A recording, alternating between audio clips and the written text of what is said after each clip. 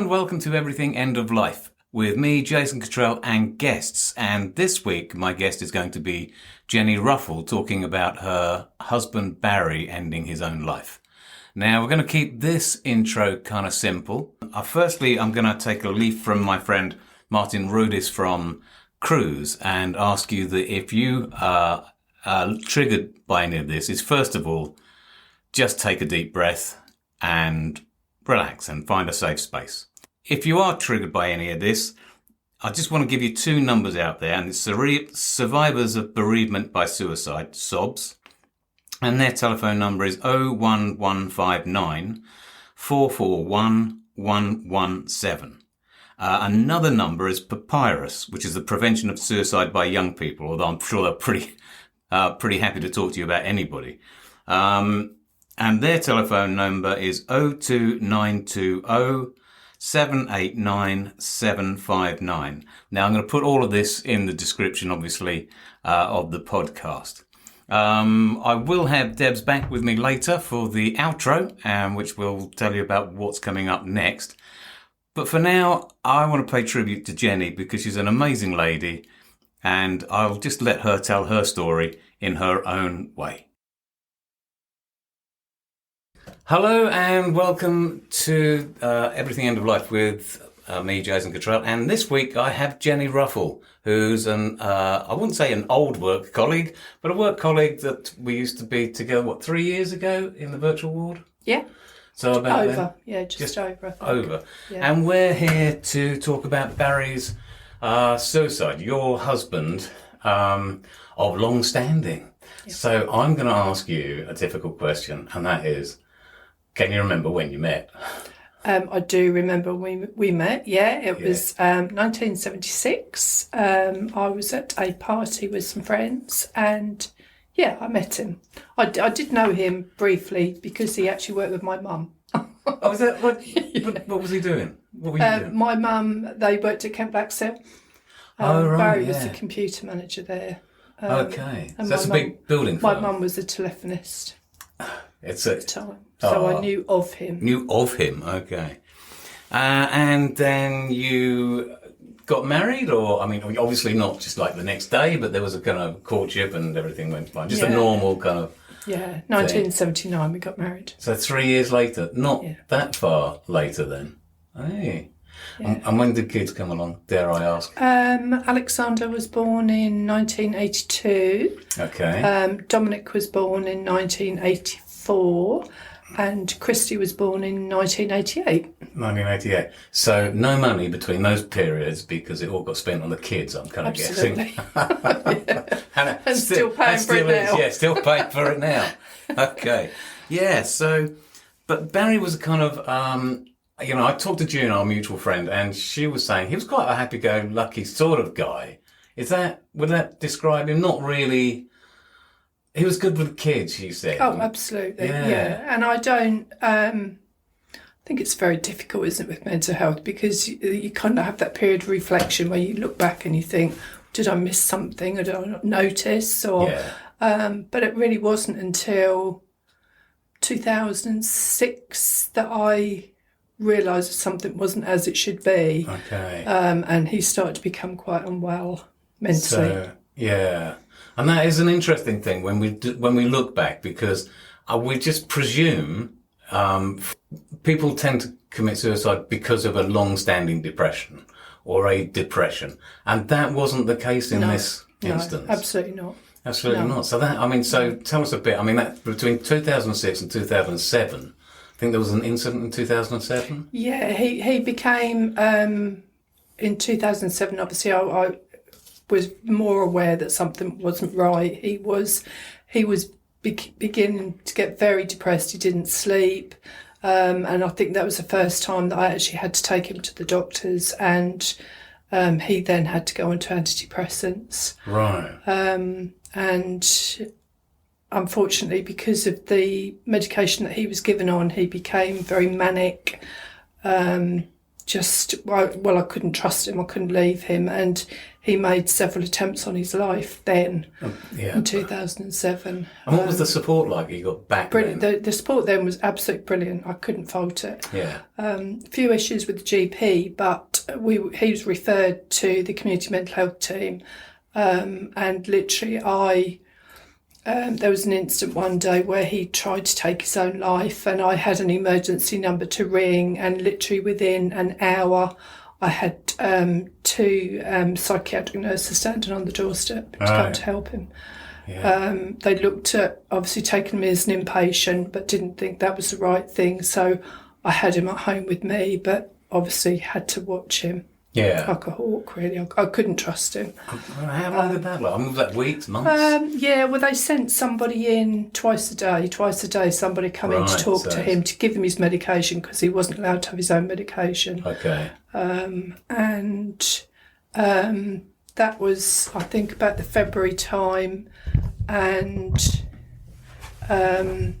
it was about 3 or 4 months before we kind of saw some sort of breakthrough where he started to recover, really. Yeah. When you say recover, was that getting back to his old self or becoming a different sort of new self? I think the problem was that I was aware, obviously, that I had to be careful with him. I couldn't trust him. And although he was, I would say, reasonably well, and he could go back to work and he could cope on a day-to-day basis, I think I became very protective towards him. Right. So I think particularly with the children, if there was anything that I knew that he would find upsetting or he wouldn't be able to deal with very well, I did end up trying to keep stuff from him. So I knew that it wouldn't put any pressure on him. So in a sense, your relationship has changed at this time. Oh, absolutely. And you're almost becoming like a carer for him. Yeah, absolutely. And so that was through 2007, 2008? Yeah. And then kind of beyond a bit? I think things were different. Yeah. You know, our marriage was different. Our life was different. Right. And I think probably whether he saw it as anything different, but for me, obviously it was me protecting the children as much as anything.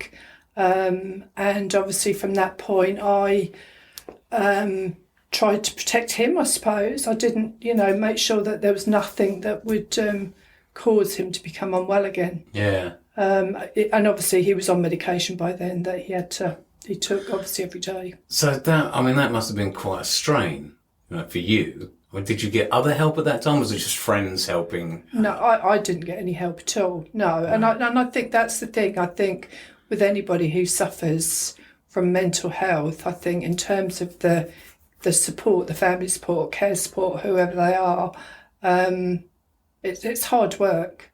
And I think the trouble is also when somebody has made an attempt at suicide, you always have that in the back of your mind. And there was many a time where I came home, stood on the doorstep and took a deep breath because I didn't know what I was going to walk into. Right, yeah. And so I suppose in terms of me, you're kind of like in that fight or flight situation all the time because you're on hyperactivity, because you're worried. That must be so wearing. It's hard work, but I think I got used to it in some respects. So you developed a different pattern of behaviour. Absolutely. Yeah. I think my problem was that I didn't really speak to anybody else about it. My family knew obviously that he'd been unwell. Friends knew that he'd been unwell, but I think the assumption was that he was back to Barrie. He was back to normal. Yeah. But he wasn't. But he wasn't. He wasn't. No. So, and I think, I've worked in psychiatry as a staff nurse in charge, during those particular years, but somewhere completely different up in Peterborough. And during that time, there was actually quite a reasonable amount of community support for people, but still they were only just beginning to get into this kind of supposed holistic response where you weren't looking at just the person, but you were looking at the whole family. But it kind of sounds like they hadn't got to that point with you. No, I don't think so. I mean, in terms of when we were in crisis, they were coming into the home. So obviously they could see our environment that we lived in and how things were. But it was obviously mainly around him and making sure that he kept well. Yeah. So everything ticked along nicely until 2000s COVID. until COVID, really. Yeah. So that was what, 2020? Yeah, 2019, 2020. Yeah, Okay. I think 2020, when we'd been in lockdown, and obviously we couldn't see the children, we couldn't see the grandchildren, same as everybody else, you know, Yeah. we were no different to everybody else. But I realised, I think the summer of 2020, that he was struggling. So what did you see that made you think that? He wasn't sleeping. And he kept saying to me, "I can't sleep." And so to me, that was obviously a bit of a warning sign call, yeah. something was happening. And I tried. I mean, I was obviously still working, and he was doing bits of work. He wasn't doing as much as what he normally did, but I tried to encourage him to make sure that he was walking, getting fresh air, but he was neglecting himself as well. Right. And I think if I hadn't have, not so be hard on him, but it was making sure he got up in the mornings, he washed. Obviously, he was fed, but his appetite was going. He didn't really eat an awful lot. So he was just changing. Things were just developing. See this decline. And over what kind of period was that? Over what sort of time? I think it got really bad about the October. I realised that things were getting... so he'd been, I think, to see the GP. No, actually he hadn't. He'd phoned them, and it was a bit of a brief call, and we'll up your medication, we'll give you some sleeping tablets, which he took. But then it was really the Christmas 2020, we were in absolute crisis. Okay. With no help. There was nothing out there. So it's worth saying because of the COVID. Yes, absolutely. Okay, yeah. and everybody struggled, and I don't think anybody really knew what to do if you can't have direct contact with people. Where do you go with that? Yeah, I I can remember at the Christmas Day was really bad, and then I think it was just the way it was the weekend, and then obviously the bank holidays, and I remember ringing the doctor the first day that I had the opportunity to do that and speaking to them, and they, to be quite honest, they weren't really that interested. It was kind of a case of, well, let me speak to him. Well, he sounds okay to me, No, they gave him some website to log on to, which would help him. He didn't have capacity to do that. He just wasn't well enough to do that. It sounds like, I mean, I hate to use the term because, you know, this is fellow NHS workers, if you like, but they are under a lot of stress in other areas. But it sounds like you were just getting fobbed off with, we've got better things to do. Yeah, I think so. But, you know, to me, he'd got a history of suicide, attempted suicide. And the GP knew this, or was this a different GP? No. Same GP. So, yeah, he had to have annual reviews. Yeah. He used to go annually to get his medication checked, and obviously just to check on his progress. But I think because there'd been quite a period of time in between... They just put him down as depressed, and if he's going to get depressed, he might get a bit more depressed and do less. Yeah, that's a really odd one, actually, because... I never think of him as being depressed. That wasn't a word that I would have used. Yeah. It was more like a mania. Agitated? And because he couldn't sleep, it was kind of like this spiral of, I don't know, it was, but he was, I wouldn't have said, he was terribly depressed, because it wasn't how it came over. So would it have been a sort of, an underlying panic, a kind of constant, something's wrong? So I've got to do something, I've got to change. Yeah, I mean, I know that he recognised, obviously, that he wasn't well. But obviously, from our point of view, he was very tearful, he cried a lot. And, I mean, it was really difficult, I think, for me, because I was really the only person seeing him. So would you say he was emotionally distressed more than, because of the lack of sleep? And I don't know what in emotions he must have been going through at that time. Yeah, more than... I just never look back and think, oh my God, he was so depressed. Because it wasn't like that. That's not how it was. Yeah. You know, and I think, you know, even speaking to the GP and trying to explain it to them, because obviously they didn't want to see him. He couldn't go to the surgery. You know, there were no referrals to a mental health team. And had there been, it would have been months waiting anyway. and you think, well, the only other option we've got is we present to the, go up to the hospital as an emergency. But I'd heard other people where that had happened, and all they do is give them something to, I don't know, diazepam or something to tide them over overnight and just deal with the situation there and then. This was a long-term thing. This wasn't an overnight thing. No. That's the problem. There is no, these days, there is no kind of casualty for mental health, or it doesn't seem to be, in the service that I see. I mean, I'm out of the game now, okay. But in, a long time ago, when I was in psychiatry, there would be the acute ward where you could go and have an emergency consultation, and they might be kept in overnight and then see a psychiatrist the next day, and then there'll be an assessment made. But that service doesn't seem to be available now. It's not there. No. And that must be... So there you are, and it's all on your shoulders, and you're working. Yeah.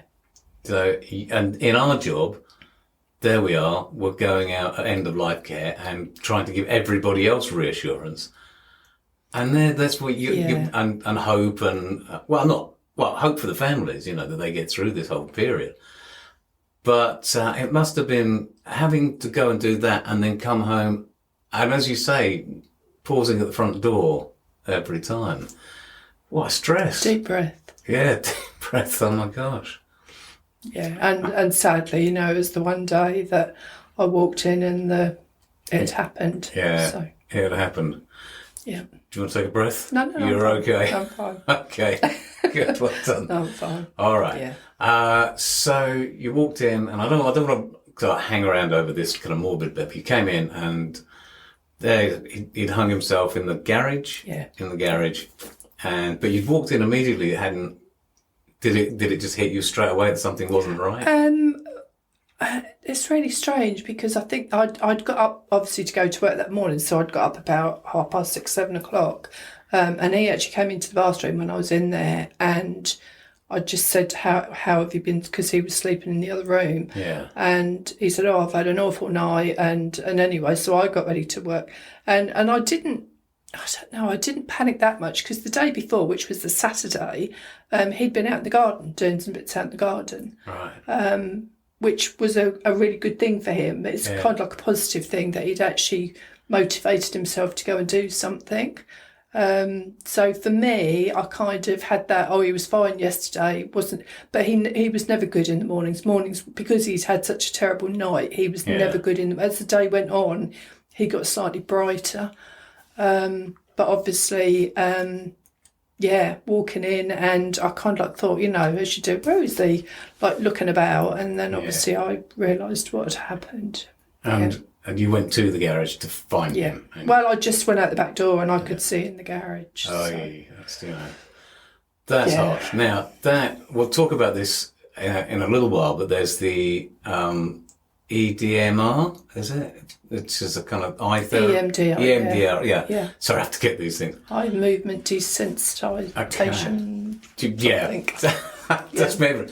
I mean, I will have it in the notes for people if they, if they need that kind of thing. But so that, wow, where do you go with that then? Such a horrible day. And I presume people came to your aid. Well, I don't know. So I can remember kind of running around the house thinking, did I actually see that? I doubted myself, and I kind of like had to go back and think, maybe I just didn't see it, But obviously, it was what I saw. So I rang 999, and this I can remember.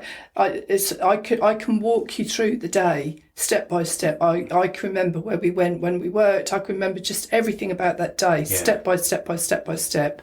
It's like it's imprinted in my head. And lovely paramedic come out. It was very quick, I have to say. And obviously, he came in, and then the police arrived, and it was just a bit manic, really, because there seemed to be people everywhere. Yeah. Yeah. And then they kind of took him down, one presumes, and... Yes, they did. The police photographer has to come in. There was obviously certain steps that they have to follow. Right. They have to obviously not think that it's suspicious in any way. Yeah, of course. That he intended to take his own life. And that's an interesting... They took his phone. They wanted to look on his phone. They wanted to look on his iPad and look at his search history to see what he'd been searching for. But that's the thing, isn't it? It's an interesting thing because the day before, no sign of this at all. No, nothing. And the really strange thing about it was because we'd spoken to the GP a couple of times, and she'd said to him, Barrie, are you suicidal? And he like looked at me and said, well, what's she asking me that for? And I said, because she needs to know. He said, well, of course I'm not. I kind of think, have you had suicidal thoughts would have been a better question, but yeah. Yeah. So, but it's, I have since obviously been to a support group for victims of suicide. And was that set up by the police or by doctors? It's SOBS. It's called SOBS. SOBS. Survivors of Bereavement Through Suicide. Okay. And for me, that I found it very helpful because people get it. Yeah. I think with death, particularly like in terms of hospice care, it's kind of you go through a process. Yeah. And there's an expectation that at some point somebody's going to die. Yeah. And you walk the family, the patient and the family, walk them through the process. But obviously with suicide, it's completely different. Yeah. And a normal bereavement group wouldn't have done me because it's like people don't get it. You don't get it until you really, unless you go through it, you don't get it. Yeah. Because it brings up so many different emotions, and for me, the worst one was anger. I was so angry. Really? Yeah. Really angry. Awful. So who are you angry at? Everybody. Just okay. get out of the way. Yeah, just stand back. Yeah, no, I mean, obviously with him, because of, it's, because you have so many different emotions that go through your head, it's kind of, I thought he loved me. Yeah. I knew he loved his children. I knew he loved the grandchildren. And it's, my children were saying to me, why has he done this? Yeah. I couldn't answer that. I couldn't give them any answers. I don't know. No. And you have to, over time, just accept that you will never get answers because there was just stuff that you would never know. And I mean, and what you said, I think, is very pertinent. Is that he did love his children, his grandchildren. That doesn't mean he was thinking them at that particular moment, does it? So, or you wasn't thinking, of your welfare or anything. I don't think that's negligence. I think that's just blinkeredness. Somebody's got to focus. It's part of the illness. Yeah, it's part of the illness. It is. Yeah. And the thing is, it's going to the support group is shocking in some respects because, again, a lot of people have been through the same process of family members, that their behaviour changes and you go through that whole process of worrying about them, caring about them, and then you've got other people where it just comes out of the blue. They don't see any signs at all, and so for them it's just as shocking because it's, you weren't, there was no expectation of it at all. I think sadly to say that what I'm hearing from many other quarters is that's happening a little bit more even in teenagers, and it's because there's this whole internet thing where they're lost in a different world, but they present well, and then when the police find their phones, as they took Barry's phone, find out if there was anything, then they find a whole plethora of stuff, and this is completely different to that, but that sudden shock.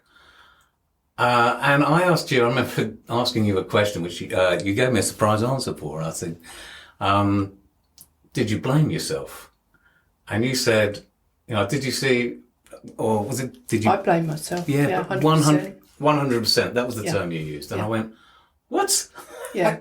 But I think the thing is with that, because I had EMDR therapy, I had it after about 6 months. I had EMDR therapy, and she asked me the same question, about like blame, and I think she was shocked because she said to me, why do you say that? And I said, because there was nobody else. There was nobody else that could help us, because we were on because of COVID, we were on our own. That it was like my whole support network had disappeared. I didn't see the children, and we were calling the children to keep in touch with them, and they were seeing Dad okay. I think let's just stop there for a sec. Okay, I'm just going. She was going to come in. Oh, hello. I'm just going to pause that there. Okay, so we're back. Yeah. It really was, because I kind of like felt as if I was completely on my own. Yeah.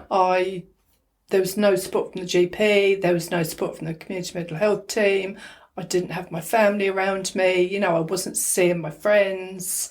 So for me at that particular time, I kind of felt like it was 100% my responsibility to keep him well. Yeah, and you couldn't do that. But then you must know that was largely out of your control. Well, I think the questions that the therapist asked me was, can you be responsible for him being a 67-year-old man who's been brought up in an environment of men don't talk about things like that, and just his general upbringing.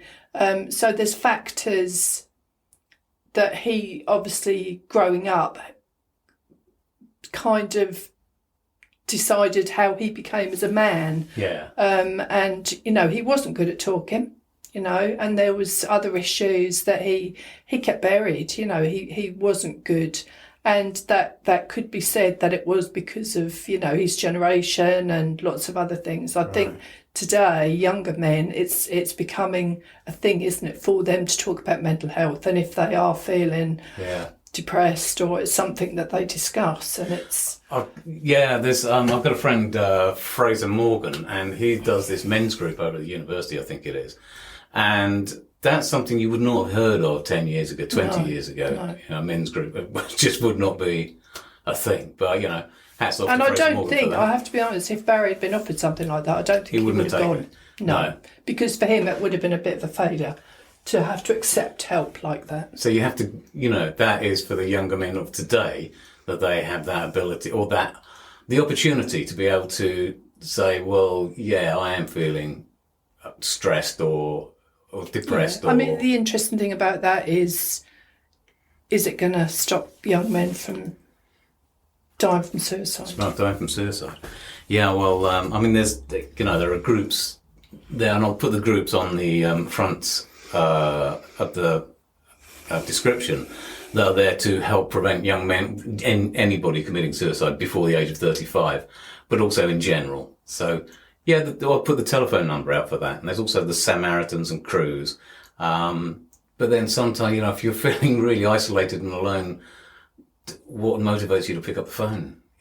Oh, yeah. And that was the ridiculous thing about the GP, saying to Barrie, well, I'm going to give you this website. If you log on to there, which it was like a form of CBT, really, for him too. But he couldn't do that. He didn't have capacity to do that. No. If it hadn't been for me, he wouldn't have eaten.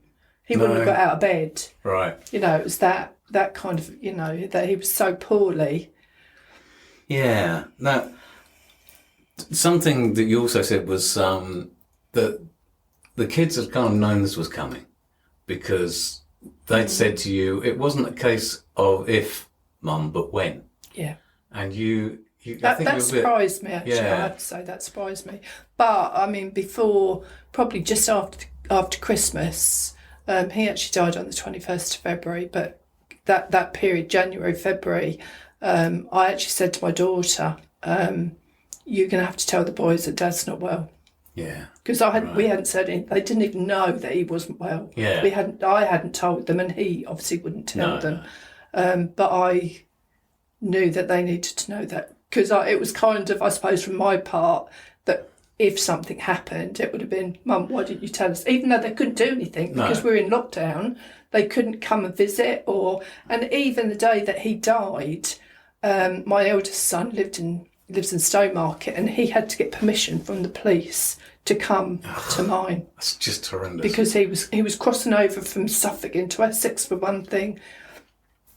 And I think, one of the things about that is you said that you were, you felt a lot of anger and the whole COVID thing. And then when you heard about all the party stuff in Downing Street, and that kind of also made your blood boil if your son has to get permission to come during a moment like that must really rankle. I'm not making any political statements. And I think that is the thing, it's like we spoke, there was however many thousands of people that died because of COVID, but it's how many people are subsequently going to have died or are going to die because of the consequences of COVID. Yeah. Because they didn't get the right treatment and they weren't seeing specialists. Yeah. And I think I always say with Barrie, he didn't die from COVID, but he certainly died because of it. Because of it, yeah. Because the services were essentially cut off. Yes. And they couldn't really see, in reality, where he was on that timeline of his own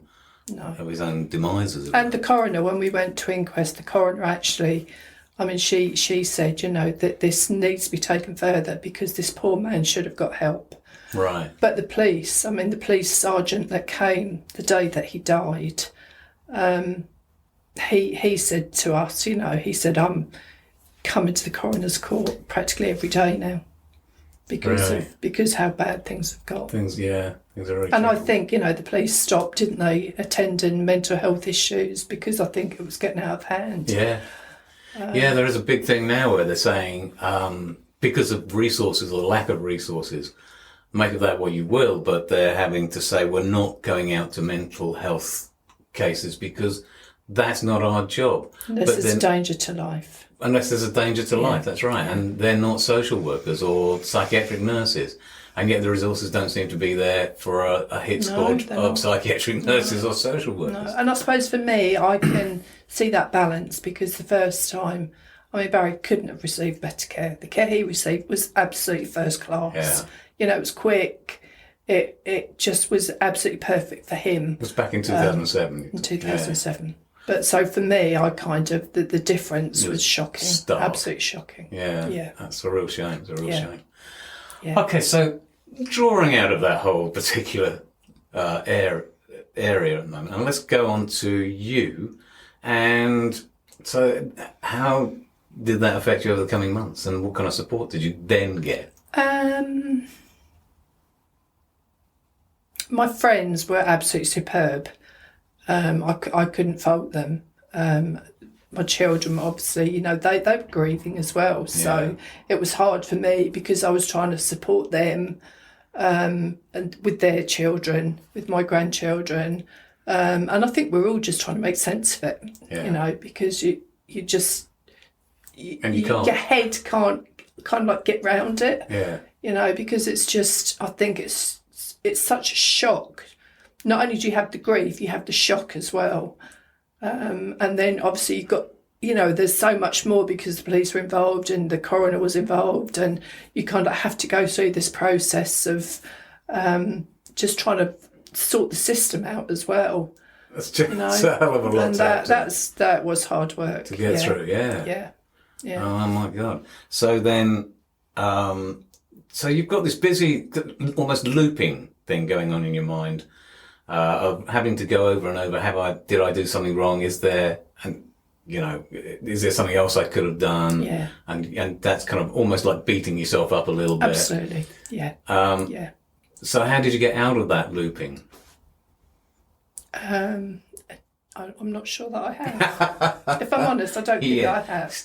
I think life has got easier. Yeah. But I think that's something that I've had to adjust to and accept that that is the way it is. There's answers that I will not get. I know that. Yeah. As hard as it is. Yeah. And because you just won't, and that's something I've had to come to terms with. But my life is different. My life has just changed. It's changed. Yeah. And now you've got a kind of a new life. Now you had that ED. Go on, tell me again. EMDR. I get it wrong every time. EMDR, which once again I'll put in the notes in the front description. and that helped a lot. Yes, it did. I had, I think, 12 sessions. But again, the thing is with that, it was all on video link. It wasn't, obviously I couldn't meet the person because we were still under COVID restrictions at the time. But she was lovely. She was very matter of fact about it all, but very, obviously more geared to me, trying to help me rather to deal with what happened. Well, that's the thing, is it's not her grief, is it? So she can be more abstract. Yeah. And so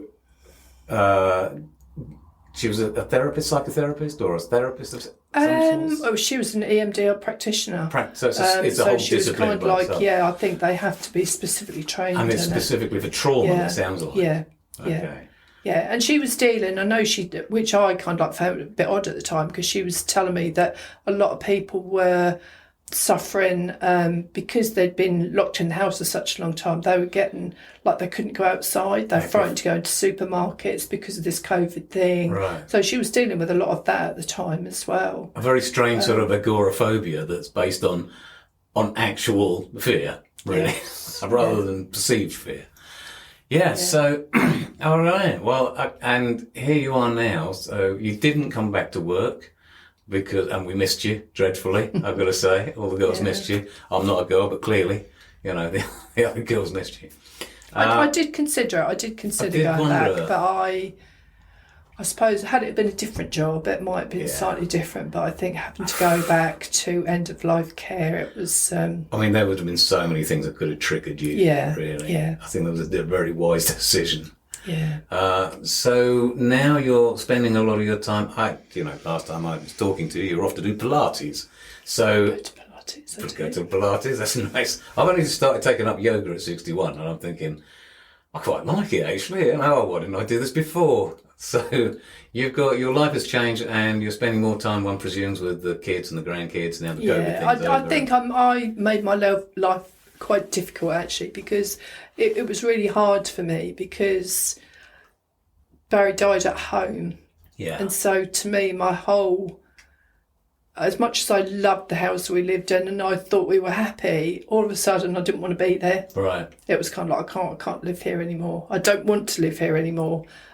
So I very quickly put the house up for sale, and so it's been a bit of a traumatic 3 years really, but I've now settled and just picking up my life again really, And I think it's hard because I'd never lived on my own before. At 62, I'd kind of obviously been at home with my parents, and then you get married, and then, we were married for 42 years.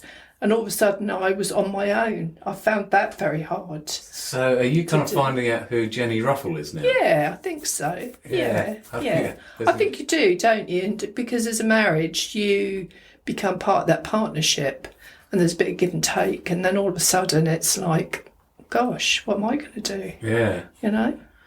Yeah, I do know. And it's interesting, not just for married couples, but when, people die naturally, and then they've got to find a new role for themselves. But also for carers of long-term patients who, when the care stops because the person they're caring for has died, they've got to suddenly find a new them. A new role for them. And that's kind of taken over your life, hasn't it? Yeah, because it's become... I know when I was looking after my mum, I did that for 8 years. And then when she was there was this... I was talking to a guy called Martin Rodis from Cruise. Brilliant guy. And he was talking about the grieving brain and the fact that we get into these routines where we expect to see the person there every day over years and years and years, the same routines. And whilst we consciously know when they've gone, our brain's still trying to catch up with that. And so that takes that length of time for your brain to go, hey, hang on, we've got a new routine here. And that can be really psychologically over years, I kind of think. And then you start to find a new you, which is really interesting. Yeah. And I think I'm not so angry now. I don't shout at everybody. If anybody gets in my way, just get out of my way. You find in supermarkets get a bit intolerant. I've turned around to being quite a nice person again, because I wasn't for a while. Any wonder. Yeah. Okay, well, Jenny, listen, it's been an absolute pleasure, as always, Thank you. speaking with you. And thank you for being so frank and honest. And I kind of hope that does help some other people to see that it's not just always depression where these things happen. They can come out of the blue. Not entirely out of the blue, but really still a little bit out of the blue. And there's that whole process to go on, and they're not the only one. So you're not the only one out there, all right? There's plenty of help out there if you need it, and help for the relatives of people who need help. Yeah, I would if you do sadly go through, have anybody that dies from suicide, sobs are superb. They, and they get it. That's the only way I could describe it, is that they understand what you're going through. Okay. Whereas I think anybody in a normal bereavement, they don't get it. So I'll definitely put sobs up on the description for us. Yeah. So I've got a lot of writing to do now. You give me a lot of work to do, so that's okay. Yeah. Anyway, all right. Thank you very much, Jenny. You're welcome, Jason. And very best of luck in the future. So that was quite an interview. It's not often that you get the privilege of speaking to somebody about that sort of subject and then being so candid and open. What did you think? I was really touched by it, to be honest. And I think, obviously, it's a tremendously sad story. Yeah. But the way Jenny tells it is so open and honest. And she doesn't... I know she said that she's angry about what happened, but there's no anger in her, if that makes sense. Doesn't come across that way, no. Yeah. And I think that's lovely. She is well on her path. You can never get over something like that completely, I'm sure, but she's well on her way to being a much more Jenny Ruffle person again. So that's, that's a really good thing. I think it just becomes part of you. It becomes part of the person that you are. There's that saying, isn't there, that what doesn't kill you makes you stronger. Yeah, clearly nobody's had a stroke and had that one. But that saying, have they? But do you know what I mean? Intrinsically, things that happen to us, they don't just get put in a box and put in the loft. No. They are part of us. They are part of who we are going forward. Become part of our character, yeah, absolutely. So that was amazing. Thank you very much, Jenny. And what we've got coming up is quite awesome. We've got Dr. Liz O'Riordan, the breast cancer surgeon who got breast cancer, not once, but I think thrice. Just to add insult to injury. But, what she didn't do, or she didn't roll over, like a lot of doctors in the past have been a bit scared once they get such a diagnosis and fear maybe they might be taken off the register.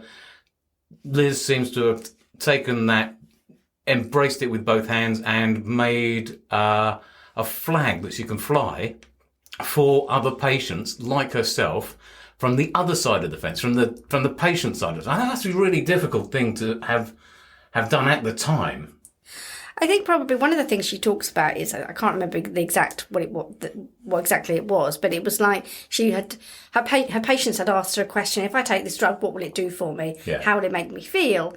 And she'd answered it in a very practitioner kind of way. Clinical way. But actually, when she was then faced with this particular element of drug or treatment or whatever, she was like, oh my God, I've been telling my patients this, and actually the actual fact is something very different. But that can be really powerful for a patient. Yeah, a classic thing that she said to me was that, and she'll probably bring this up because it made me die, it was that she would say to her patients, whatever you do, don't Google anything. Yeah. Stop Googling, don't Google. And of course, the first thing she did when she was diagnosed was get away and Googled everything she possibly could. So it's quite a turnaround. So from the other point of view, and that's lovely. So she's going to be talking about that. She's an amazing lady. She's got vlogs everywhere. You can look her up, Dr. Liz O'Riordan. And she has written a couple of books. Most recently, Under the Knife, but before that, The Complete Guide to Breast Cancer. And I think there might be another one in the offing. So, it's going to be a great privilege. That'll be coming up in January. So look forward to that. Yep, and if you're listening to it today, happy Christmas for next weekend. Well, that kind of puts a timestamp on this then, doesn't it? Well, no, I'm just saying. Yeah, that's fine. It's nearly Christmas. Happy Christmas and, have a lovely new year.